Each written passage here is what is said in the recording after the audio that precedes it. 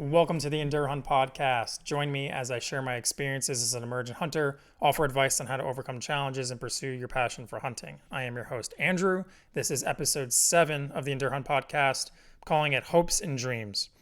We are going to be talking about the 2023 hunting season and everything that I'm hoping is going to happen, what the plan is, what we drew, why we didn't apply in certain places that I said I was going to apply in, and more. This all goes back to the beginning in 2018. Peter and I went on our first hunt together in Montana on a combo elk mule deer hunt. So you could have hunted either species. We ended up chasing and pursuing mule deer. We saw plenty of them, but we couldn't take them. The long and short of that is we have not pursued mule deer since. It's basically just been elk, whitetails, and the one pronghorn hunt we did a couple of years ago. The way we plan all of our hunts is we both have a multi-state, multi-year strategy. Usually once we're in the hunt year that we're at and we have all of our tags, we start looking at what we want to do next year. And last year I had 2 elk hunts, Peter had 1 elk hunt, and then we also had an elk hunt 2 years before that. In between, we had the pronghorn hunt. We hunted whitetails in between, but we hadn't pursued mule deer since we started hunting together. And it was something that both of us really wanted to do. And we were looking at the draw odds. Montana had a huge shakeup last year where people with 0 preference points had a better chance of drawing than people with 1 preference point. And at the time, we really thought that we would want to go into Wyoming. Wyoming seemed like it would be a good opportunity. We would have 1 point in both states, basically. And so we were kind of banking on us going to Wyoming for mule deer in 2023. Then we bought our preference point in Montana and things started to change a little bit. So the reason we bought the preference point in Montana is precisely for the reason that I just mentioned, where it's the way they do the system. It's very strange, but you need a preference point to get the general tag if you are a non-resident. If you are going for a limited entry hunt, then you also need a bonus point to get that hunt. But in order to be eligible for the limited entry hunt, you have to already have the general tag, which requires a certain number of preference points. It is a bit of a convoluted system, but the actual plan that we had was originally we discussed doing an elk mule deer combo again in 2024. So we bought the preference point in 2022, thinking that we would go into this season, we would apply, get our second preference point, and then we would have almost guaranteed odds of drawing the tag in 2024. If we didn't draw in 2024, we were guaranteed in 2025 because we'd have 3 points as the maximum number of points. Then Go Hunt released the draw odds for Wyoming. That changed things because we both went into it having 1 preference point for deer in Wyoming. We really wanted to go back to Wyoming. We actually did have a deer tag in our pockets when we went pronghorn hunting, but we spent all of that time focused on pronghorn. We maybe spent half a day looking at deer, but that was after all of us had our pronghorn tags filled already, and we found 0 mule deer, all whitetails. So we really wanted to go all in on mule deer in Wyoming. Wyoming is a beautiful state. If you've never hunted there before, you absolutely need to. Not that Montana isn't, but Montana is a really far drive for us. I mean, it's over a day's drive. But when we looked at the draw odds and we saw the units that we had a good chance at drawing, not even ones where we had a 100% chance, we realized that there was maybe 2 units that would check all of the boxes that we were looking for. So then we started looking at our other options. And basically, Montana is the only one. Montana was the option. We sat back and looked at what we could do. We have 1 preference point in Wyoming, 1 preference point in Montana. Montana with 1 preference point, you're not guaranteed to draw a tag. In fact, 0 points is actually more ideal. But when you go to apply, you can put in and buy another preference point. You end up spending an extra $100, which is the cost of the preference point, but it gets you that point. So we went into the application season with 2 preference points in Montana for the general tag. And the general tag in Montana opens up the entire, well, not the entire state, but most of the state. Having the general tag opens up all of the general units. It's not like Wyoming where it's region-based. Now that may change. I think Montana is actually going to go towards a more region-based and more strict seasons. But for the time being, if you have the general tag, every general unit is available to you. That opens up the entire state, and we can find so many units that would check all of the boxes that we're going for. The other nice thing is Montana's application and draw announcements all happen before Wyoming's application season. So not only can we put in for Montana, pay the fee because you have to pay for everything up front, you can also draw and know whether or not we got the tags before having to apply in Wyoming. So all of that to say, I'm going to Montana with Peter. We got our deer combo license. It's a general tag, good for the entire state. We don't have the unit picked out just yet, but we are starting to dig into the maps and the research, checking out forums, trying to figure out exactly what unit we want to go down. And then it's all about e-scouting. I am excited. Peter's excited. I'm actually going to be recording a podcast with him. The one that comes out after this one is going to be my first attempt at recording an interview style podcast. I'm going to have Peter on as a guest. We are going to recount everything about Montana, talk about how he came into that hunt in the first place, what it was like asking me, planning for the hunt. We're going to go over everything. So check that podcast out. It'll be the one coming out right after this. So episode 8. Yeah, I'm excited. It's like it's like I'm getting a second chance at fulfilling that first hunt. Not that it wasn't a success. If it wasn't for that first hunt, I wouldn't be doing this right now. I wouldn't be talking to whoever it is that you are that's listening to this podcast. But neither of us were able to pull a trigger. Mule deer has been something on my bucket list since I started hunting. I think they're amazing creatures. They're very elusive, and they're in the coolest places. I'm very, very excited to go back to Montana. You might be asking, are we still going to apply in Wyoming? And the answer to that is no. Realistically, I don't get enough time off to go on multiple hunts every year. I've mentioned that before. I basically get one Western hunt a year. If I draw a surprise tag like Arizona or New Mexico, I will do my best to figure it out because those opportunities are not common. But we plan for one hunt, and then anything else is inside the state of Texas. So I will be buying the bonus point at the end of the year during the bonus point only period for Wyoming. And one year, maybe I'll get lucky and be able to draw a general elk tag. I don't think that's going to happen anytime soon, the way that their point creep has been. It seems like I'm behind the curve by 1 year every single time. But I will go back to Wyoming at some point. I buy the points every year for elk, for mule deer, and for pronghorn. I'm going to go back. I'm going to get back to Wyoming and hunt again. But this year is all about Montana. The next thing for Montana is going to be getting into that planning process. And I'm not going to break down the whole thing here. I'll just do a really high-level overview.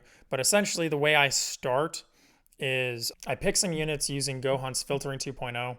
I look at the units that are eligible to me now that I have the tag, and then I start looking based on certain criteria. Honestly, the biggest thing is public land percentage in the beginning. I do look at other factors too, but just I start with public land percentage. I get rid of a lot of the units that way, and then I go in from there. Once I have a couple of units that I'm interested in, I'll take it to the forums and search on the internet and attempt to figure out from there, all right, what is the success like in this unit? What are people saying from previous hunts? Man, I use anything I can find. Internet forums are internet forums, so you have to take it with a grain of salt. At the end of the day, it's a hunt. You're going to have to put in work, and it's going to be difficult, but it is absolutely worth it to do some research beforehand. Once I finally pick the unit, that's when I go in on e-scouting. I love GoHunt for so many things. I went all GoHunt for their maps last year, and I'm thinking this year I'm going back to Onyx full time. I'm not sponsored by anybody, but just in case, I'm not affiliated with Onyx. I'm not affiliated with GoHunt. I've used both. I paid for both. I am going to be using Onyx again this year. I might dabble in GoHunt and just see, because they do have some really cool features in there, but Onyx is still a better tool. And the other thing that I use is Google Earth. Google Earth, the desktop application, it is a wonderful tool. I did not use it in all of my e-scouting in the past, but the level of detail, the 3D the actual maps control is bar none so much better in Google Earth than any other platform. And it makes sense because that's what that is dedicated for. Anyway, that's all future stuff. I didn't plan on doing a podcast on e-scouting and hunt prep, not talking about fitness, so actually doing the research and everything. If anyone has interested in that, let me know. Leave a comment. If you're watching this on YouTube, shoot me a message or comment on one of my Instagram posts and say that you want to see a podcast on prepping for a hunt, doing e-scouting and all of that, and I'll see what I can do. I've never done that type of video before, but I feel like maybe there could be value if people wanted to see it. So please let me know. And now for the last hunt that I have planned for 2023, the surprise, the curveball that came out of left field. I'm going on an axis hunt. I did not have any plans for this. I am paying for it myself. It's not like I got a donation or anything like that. But yes, I am going on an axis hunt this year. I didn't know what axis deer were before moving to Texas. I had no clue. So pre-2020, I did not have any idea. I was completely ignorant to the fact of what they were.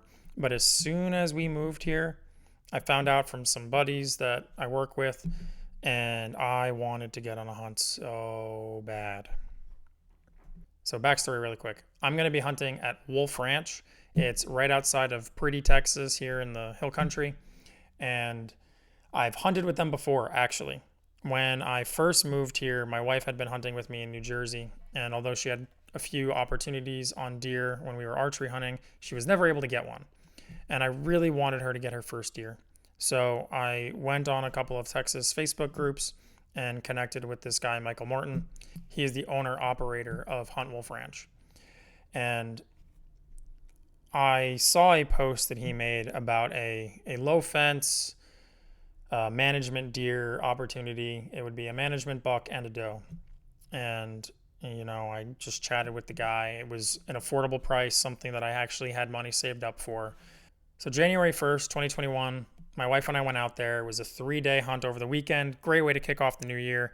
And we went out on day one and sat down over a plowed wheat field, I think. And 2 hours before sunset, you know, deer start piling in and they start coming, and they are just everywhere. I mean, this place is a decent size. The furthest we ranged them was like 400 or 500 yards. They get down to 300 and they hang up at 200, and we're sitting in a blind, and they're just kind of feeding their way across this field. And she's able to take her first deer of any kind, but it was a really nice buck. It's actually this one right over here on my right shoulder. She took it. I want to say it was a little over 100 yards. I mean, it was a perfect shot. It was a perfect heart shot. It dropped immediately. She was really nervous about taking her first deer, and she didn't want to take a bad shot and anything like that. And it was just picture perfect, dropped it. They were really accommodating, very nice. The guide that we had, I don't remember his name, but we had a guy who was there with us, and he was kind of like coaching her through everything. I tried to step back and let him do his job. And, you know, I really liked the guys. You know, they have a nice place. It was good people. And he was telling me that he was planning on getting into exotics, and their operation has grown so much since then. I mean, I still follow him on Instagram and Facebook, and, you know, we keep in touch. We chat every once in a while. And I've been telling him since he started doing axis deer, which I think he actually started in 2021, that I've really wanted to go out there and take one of his axis deer sometime. And every year he's like, come on, it's the year. Let's do it. Let's go. I can get you in. Money was never on the table for me back then. I had been saving up little by little. And honestly, the thing that did it for me was I got an unexpected bonus at work.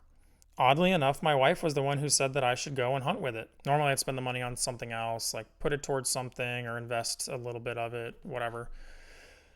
And my wife was the one who said, you know, you should probably go and do this. I mean, I told her that I've been wanting to do this for years and whatever. And she's the one who said to go for it. So I said, you know what? I think I will. And I reached out to Michael and I told him what I wanted to do. And I'm going out there next month, June 18th, I think. Whatever that Friday is. It's going to be another 3-day hunt. And I'm going to be starting with a bow. We talked it through. The first day I'm going to do with my bow. I really want some success, so I want to try. They have not had anyone successfully take an axis deer with a bow on their place. So if I am able to do it, I'm probably going to be the first one. But I'm bringing my rifle just in case. I posted a video of it on Instagram, but I just finished building a 300 Blackout. I've wanted it for a long time. That build I started more than 2 years ago, and I finally said screw it, and I bought the upper parts kit earlier this year, and I am excited to get that. I want it to be I want it to be mostly a pig gun, but it'll do for taking out a deer. I mean, it'll do a lot better than 223, and I don't really want to bring the bolt gun out. I could bring my 308, my trusty 308. It's killed plenty of animals at this point, but I want to try something new, so I'm bringing out the 300 Blackout as a backup. The goal, though, is going to be using my bow. I actually just got new arrows, and I'm like, this hunt's only a month away. I don't really want to go through the tuning process all over. So I'm actually sticking with the old arrows that I had from last season. I'm going to use those, make sure that everything is solid. Yeah, I'm super pumped. I can't believe it. It's one of those things that I don't know when or if I'm ever going to do it again. It's definitely not something that I planned on. I'm not going to complain at all. It is not cheap. It's not nearly as expensive as my elk hunt was last year to go guided, but anyone who's looked up axis hunts in Texas knows that they are not cheap.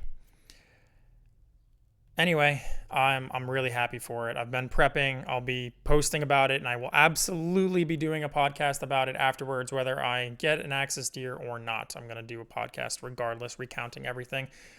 All right. That is it. That is all for the 2023 hunting season. I am still planning on doing some whitetail hunting this year, unless things go crazy and life takes a turn that I'm not prepared for. I do plan on doing some whitetail hunting, but the big hunts that I have, Montana mule deer, probably going in November. I don't know exactly when. We have to figure out the dates still. The Montana season's very wide. And then the middle of June, I'm doing my axis hunt, which is going to be a great way to kick off the hunting season. All right, that is it for me, but I'd love to hear from you. What is on your hunting list for 2023? What states are you going? What species are you chasing? Are you just staying in your state? Small game, big game, predators? I don't care. I want to hear it all. Put them down in the comments. If you're watching on YouTube, comment on my post or reply to one of my stories or DM me on Instagram. Those are the two places you can find me. I'm looking forward to hearing from you. Thank you for taking the time out of your day to listen to this podcast. I really appreciate it. I know that you are taking your valuable time and choosing to spend it listening to me. So I hope that you enjoyed hearing my 2023 hunt plans, and I'll see you next time.